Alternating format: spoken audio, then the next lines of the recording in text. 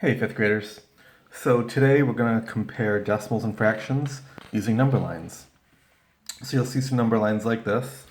In this case, it's going out to the hundredths place, obviously, right? Because we have 0 and 55. That's the tenths, that's the hundredths place. All the way up to 0 and 65 hundredths. And here's the kind of questions you're going to be asked. You're going to be asked to do two things. Graph two numbers, like 55 hundredths and 65 hundredths. So 55 hundredths is this right here, 55 in the hundredths place. So first you need to graph that. Then the 65 hundredths. You'll need to graph that. That was pretty easy. Then they'll say, which is smaller? You just got to choose which one is smaller, the 55 hundredths or the 65 hundredths. Obviously, farther left is less on the number line, so that is the one that's smaller.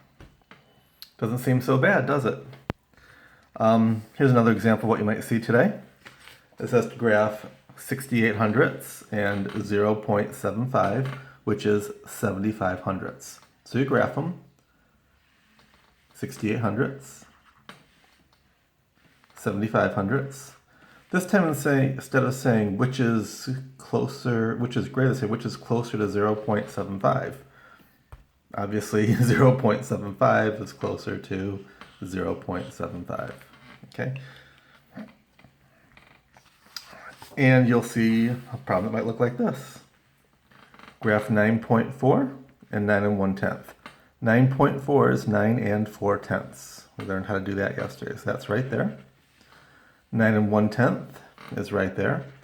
Now this time, instead of saying which is greater or which is closer to 9 or something like that, they just give you that, and you got to put the Pac-Man in there. We figured out that 9.4 is greater than 9 1/10. That's it for today. Have fun. Good luck.